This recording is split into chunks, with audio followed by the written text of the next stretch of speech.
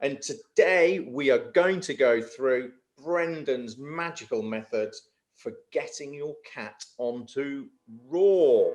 The Pet Health and Happiness podcast from Bella+Duke, keeping you at the cutting edge of pet nutrition, behaviour and health with expert interviews, mythbusters and more to ensure your pet lives a long, happy, healthy life. There's lots of people out there who are labouring under the misconception that their cat is fussy. I'm going to gently change that and use the word discerning.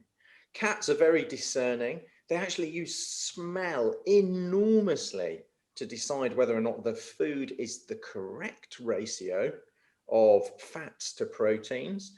Notice I don't mention carbs because cats aren't designed to eat carbs. They're desert carnivores. So, Dr. Brendan, there's a few things we need to cover before we go into your methods. Shall we talk about cat's crack? Okay, wow, yeah. Look, there's a lot of companies out there, especially on the process side, in order to make the foods attractive, they will add further ingredients such as small amino acids, particularly taste sweet to cats. There's a mix of those. Adding some salts and things like that again can help create a palatability of what would otherwise be a grey mush that comes out in the tinning process for those that feed tinned foods. So there's lots of things that are often added into that mix which remains within that food through the cooking process so that they can attract cats to it. It's a little bit like a builder desiring 10 sugars in their cup of tea, and you suddenly get them used to that. It's really hard to move them away, which is a great technique for keeping your cat on a brand of food. So yeah, it's an addiction that we've got to try and break down a little bit if we're going to move them to a healthier diet. Right. So this is a really important point. Quite often people actually talk about, oh, my cat, will only eat. This is the reason why. Okay. So guys, you need to be really patient with your cat. And we're going to go through some methodologies very shortly. But do understand that you are in all likelihood saving your cat's life by moving them on to Raw. And it deserves a little bit of patience and application. As we've discussed in other episodes, Brendan very kindly explained that for a lot of the processed foods, the way they're packaged has been linked to lots of thyroid disorders, which have suddenly appeared in the cat population. Cats also are really ill adapted to eat carbohydrates. So if you look at any processed food that's in a biscuit form, it needs a minimum of 35% carbohydrate for the baking process. And that's before we even get into the fact that most of these proteins, when they're ultra heat treated, become carcinogenic. So please, whilst we like to keep this light and we like to empower you with information, I'm making a really polite request. Please, if your cat is remotely reluctant to actually get onto a raw diet, do remember, this is what it's designed to eat. It's the healthiest option that we know about. We're really passionate about this, and we're here to help you get your cat onto Raw for those that have had a slightly more discerning cat. That's not to say we've had incredible success, in fact, on getting cats onto Raw with the secret addition of the magical bone broth. But Brendan, take it away. Okay, well, look, I love behavior, and behavior is a really important thing when we're talking about cats, to understand, how they can be less stressed in their life and easing things. And I would say, it's really important to think about where you feed, how you feed. Okay, so think cats love little mouse-sized meals. Cats love not to be super stressed. Putting food dishes down by your feet at the kitchen sink is really not the ideal place. So I would say my top tip, my number one tip right now would be think about where you can create a little feeding station. think about when they're most likely to want food. So that may be at dusk and dawn, so through the night even. And that also makes it easier for raw food feeders because it's usually cooler at those times. Okay. And think, is there a place that you can put that food dish which is out of the way, maybe slightly raised, somewhere that they feel secure? Okay. Worst case scenario, you can get a cardboard box, cut a little doorway in, stick it over the food dish so that they can go in and hide whilst they eat. Okay. But a bookshelf, with those lovely books that you've got there that you've never read. Okay. And you could maybe just create half a bookshelf's worth, put on a carpet tile or one of those lovely bamboo boards that Bella+Duke are producing at the moment. Put it on that shelf and then put on just a little mouse-sized meal for them to eat, somewhere out of the way. Same with their water dishes. Think about, places like the windowsills. Those are great for where their water should go rather than down on the floor in the kitchen. Awesome. That's really good. I'm listening to this and I'm just thinking, golly, Mr. Mustache, our rescue cat, he's so typically uncat. He will drink from the same bowl as Kismet and pat her on the head whilst drinking. And this is a good point, is guys, feel encouraged and supported about this, because whilst some cats are discerning, the vast majority are turning to raw, and this particular raw, which we've put bone broth into very quickly. This is just to help you out if your cat's going, I'm not sure about that. I'm still addicted, and this is helping break some habits. So Brendan, that's a really cool point, is where and when and how. Now, let's go for number 2. So I would say that's all about understanding when cats grow up, they start to discern what they feel safe about a food. So if they feel okay when they've eaten something and it tastes good, then they will generally continue to eat that. And if you put something brand new down in front of them, that can be a challenge.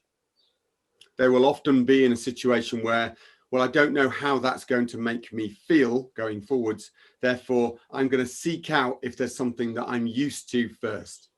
And especially for those cats that are going out and visiting the neighbors, and the neighbors are putting foods down and things like that, that can be a real challenge.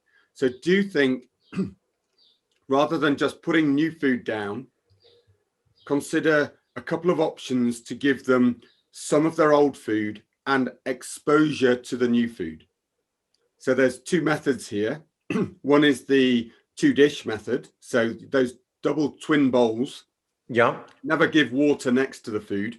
That's not what the twin bowls are really there for.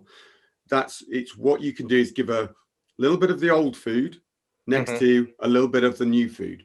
Okay. And what you do is you allow them to get the sensory senses of the new food whilst they're eating the old food.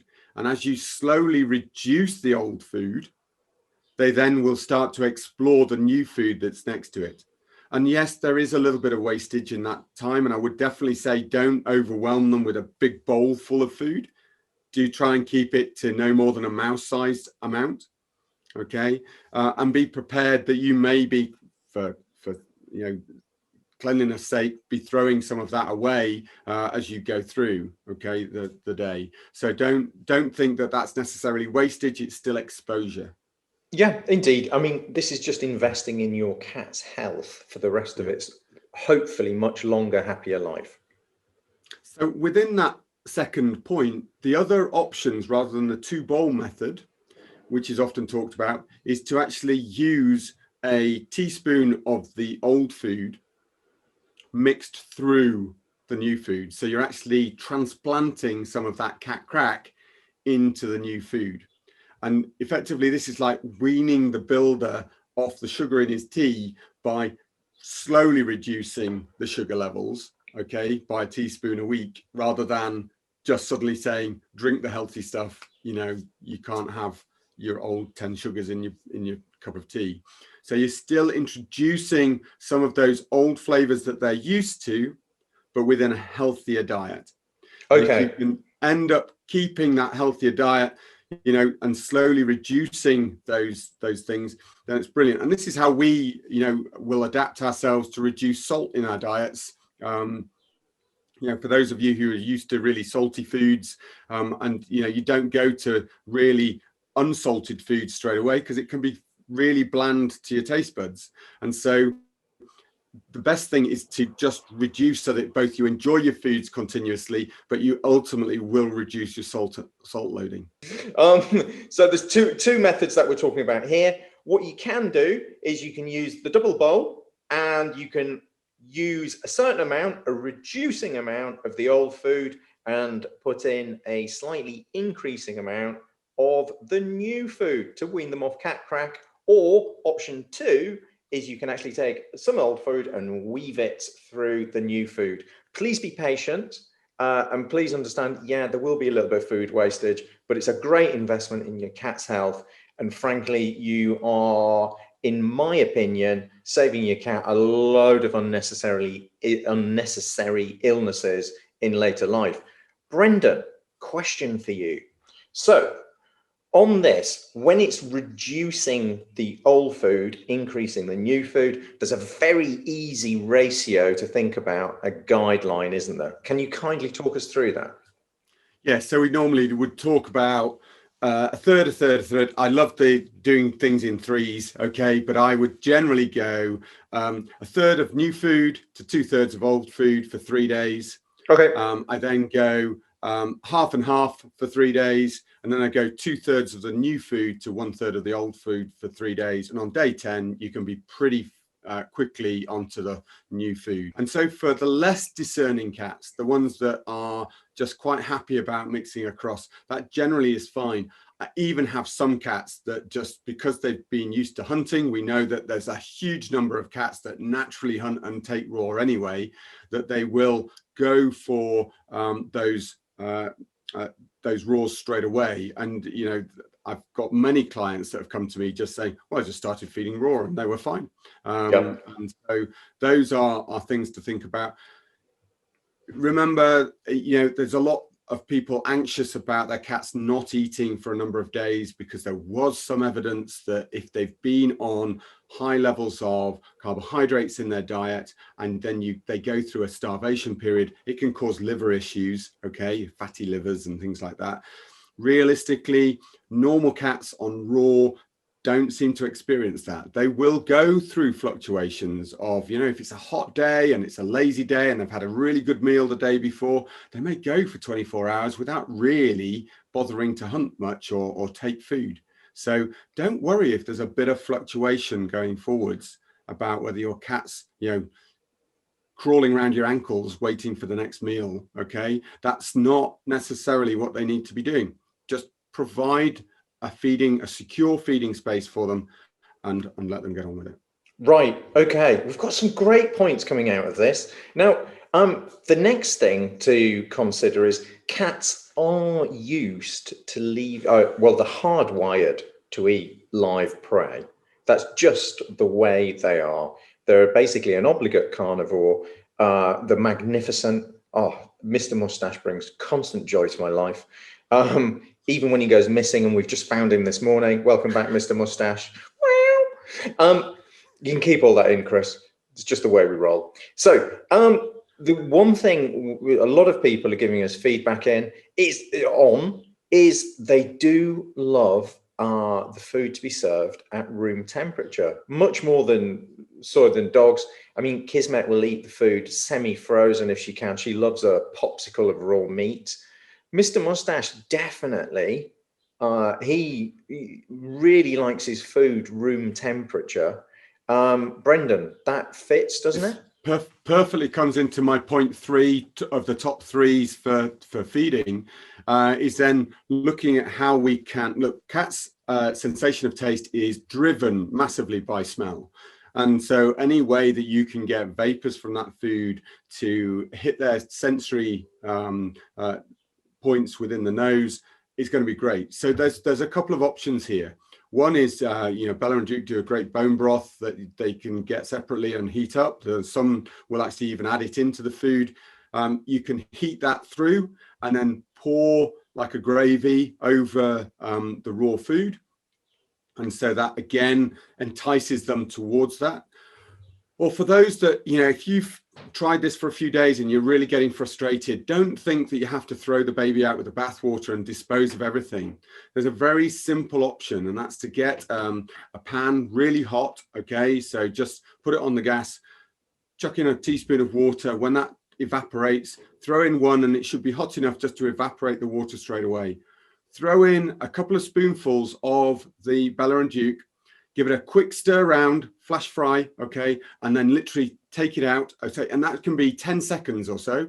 So it's not cooking it, it's literally just heating it on the very outside. Tip that into the dish, just make sure it's finger temperature, and then put that down next to the old foods and just see if they're more interested in that. So, okay, you know, we've all seen those cats that love the roast chicken and things like that, you know, because of all of the fats and the taste that they seem to get from that warm stuff.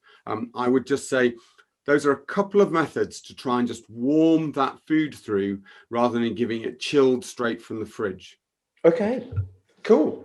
So we've covered the size, think of mouse-sized portions, the when, try and think of sort of morning and evening when cats are more likely to be hunting. We've looked at where, find a place that's secure, whether you use the Brendan box method or you even have a bibliophilic cat who likes to read while they eat, find a nice place on the bookshelf. I love that idea. Library cat. I like to eat and digest. Then we've got the thirds method. So 3 days, 1/3 new food to 2/3 old food. And then going 3 days, half. 3 days, 2/3 new food to 1/3 old food. And normally by day 10, you've got it there. And then we've also got what we've got is look at temperature. They are hardwired to eat live, fresh prey, and keeping your food or serving the food at room temperature, or even actually adding some warm bone broth or flash frying the food can really help transition your cat. Brendan, are you about to bring out your patented cat steaming methodology? And I feel that coming. Or are you going to mention the microbiome? Well, we've got bone broth in. Come on, let's mention. You all know about those things. You know, these are about clearing the sinuses for those that haven't seen the steaming video, and for those that are thinking about microbiome, which is one of my favorite gut things. But I would just like to bring you into the behavioral understanding. One last little nugget for you to think about. Brilliant. Cats hunt before they eat. So think physiologically, they are designed to get all of their gut ready after they've been through the process of hunting. You can mimic that with a little bit of play, which is great for stimulating their mind. So think about the little feather ticklers, think about the little lights that you can shine and get them to chase around and pounce on. You know, do some of that activity with your cat on an evening before you then put their food out. Can really, you know, just get them in the right frame for then thinking it's time for food. Oh, and that's just a brilliant idea. And in fact, we've recently invested in one of those flapping fishes, which gives hours of fun for everyone. And we'll insert a little bit of video of Mr. Mustache playing with that, thinking he's actually trapping a salmon. So that's a great idea, Brendan. I hadn't thought of that. Can we do the cat steaming one as well, just so we've covered 5 things? Okay, so... And it's a personal fave. So this is really just to understand that there are some cats out there that will have had some sort of flu episodes. It was really around, to encourage cats to smell the foods and take them on. We look at actually giving them some clearing out of the mucuses and things within the nose. And so what we talk about is place them into a cat basket. Okay, so they're transporter basket. And I would really say to you guys, look, cats love to hide in holes and things like that. So get your cat basket that you normally go to your vets with, and think about just taking the door off and leaving it in various spots around the house with cat bedding in and places for your cats to be able to go and explore, so that they're not so nervous when you have to use it for taking them to the vets. Brilliant. There's lots of stuff that you can do with their pheromones to improve that and get them used to it. But the other thing is, if you've noticed your cat is slightly mucousy, slightly sinusy when they're going around, you hear they're sort of breathing, through the nose stuff going on, then think it might be worth just popping them into the basket, putting the door on the front so they're nice and secure, getting a steaming bowl of hot water, okay, placing it outside of the basket so they are nicely safe and secure and away from risk of being scalded or anything like that. And you can place a towel over the whole lot. Now, if you're worried about, are they going to get too warm? Please don't do this on a summer's day. But if they're worried about them getting too warm, you can test this by just keeping your head under the towel at the same time. Okay, so you can see them in the basket. You can feel how much steam's coming off. And often what we'll find is that it will mobilize any of the mucus buildup around the nose. You may find that your cat's nose streams and they sneeze out loads of mucus and horrible stuff, but it clears them ready for smelling the foods. Okay, so for those cat flu victims out there, of which there's many, that can be a really good method prior to giving them foods. And that means that rather than having to have super strong flavored foods, think about clearing their sinuses so that they can smell the more subtle, healthier options. This is just absolute gold. You see, you put me into a trance-like state listening to you steaming cats. So guys, I think we've covered plenty today. I would love to hear your feedback on this. For anybody who's had any problems transitioning their cat onto raw food and they feel like their cat's been quite discerning, please let us know how you get on with these methods, and please feel free to share it. Now, on that note, we have got the friendliest, most welcoming group in Facebook for all raw feeders. And if you're interested in learning a little bit more about raw feeding, it doesn't matter if you're Bella+Duke or not. We're here for bettering the lives of animals. So just come along and join, ask some questions. It's a really friendly, it's a really respectful group. We're here to help. I think we've just topped 22,000 people, Brendan. I mean, it's astonishing. It's astonishing the amount of people out there who just want to help improve theirs and other people's lives, their animals' lives. So, Brendan, thank you. 5 fabulous golden nuggets there. I think we'll leave that episode here. Pleasure as always.